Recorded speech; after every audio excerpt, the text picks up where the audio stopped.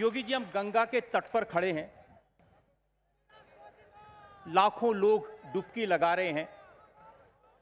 आज जब मैं आया सुबह तो उसके बाद दिल्ली से, मुंबई से, जगह जगह से फोन आ रहे, लोग पूछ रहे हैं कि क्या ये जो गंगा का जल है वाकई में इतना पावन है, इतना साफ है कि इसमें डुबकी लगाई जाए। आज ये मेरा सौभाग्य है कि जब अयोध्या में श्री राम जन्मभूमि पर मर्यादा पुरुषोत्तम प्रभु श्री राम के 500 वर्षों के बाद मूर्ति स्थापना की पहली वर्षगांठ है, इस अवसर पर महाकुंभ के आयोजन में पहली बार उत्तर प्रदेश सरकार का पूरा मंत्री परिषद मां गंगा, यमुना और सरस्वती के इस पावन संगम की त्रिवेणी पर आकर के उत्तर प्रदेश के विकास के लिए, प्रयागराज के समग्र विकास की एक कार्य योजना पर चर्चा किया है। यहां पर संगम की त्रिवेणी पर डुबकी लगा करके पुण्य का भागीदार बना है।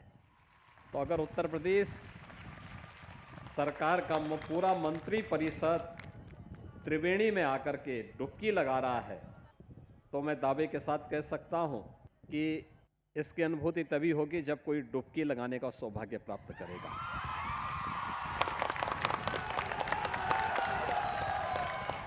और अगर वैज्ञानिक उस पर आप देखेंगे तो संगम में जो जल की क्वालिटी है, उसका जो बीओडी लेवल है वो 5 से नीचे है, जबकि बीओडी लेवल 15 तक आप उसको 15 से 25 के बीच में आप स्नान करने लायक भी होता है और आचमन करने लायक भी होता है। आदरणीय प्रधानमंत्री जी की प्रेरणा से नमामि गंगे परियोजना के बाद मां गंगा की अविरलता और निर्मलता के लिए पिछले 10 वर्ष के अंदर जो कुछ हुआ है, जो प्रयास हुए हैं, उसके अद्भुत परिणाम आए हैं।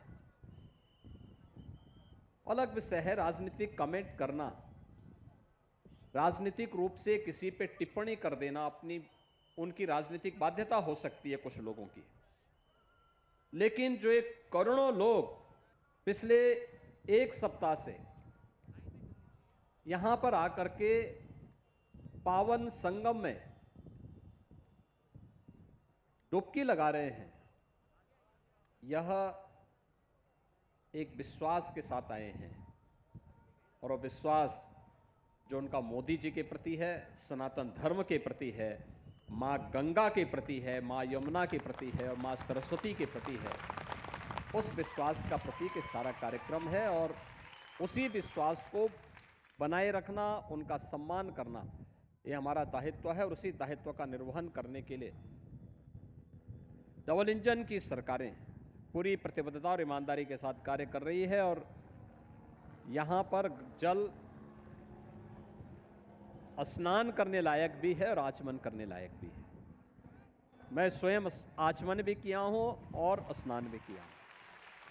आपने कहा कि पूरी कैबिनेट ने आचमन भी किया, स्नान भी किया और कुछ लोगों को प्रॉब्लम हो सकती है। तो आज ही कमेंट आया है अखिलेश यादव का, जिन्होंने कहा कि ये कुंभ राजनीतिक काम करने की जगह नहीं है, कैबिनेट मीटिंग करने की जगह नहीं है, ये तो धर्म की जगह है। देखिए, धर्म को जिन लोगों ने संकीर्ण दायरे में कैद करके रखा है, वे लोग धर्म की विराटता और व्यापकता को नहीं समझेंगे। देखिए, धर्म एक व्यापक अवधारणा है। भारतीय दृष्टिकोण धर्म के बारे में एक विराट सोच को जन्म देता है।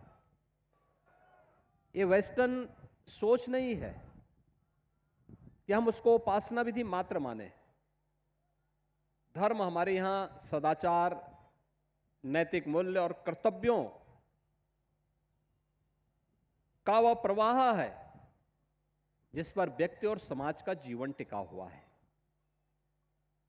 यहां पर प्रयागराज में आकर हमारा पूरा मंत्री परिषद 25 करोड़ जनता को अपने कर्तव्यों के बारे में एहसास करा रहा है कि हमारा दायित्व है, ये कुंभ हमारा दायित्व है।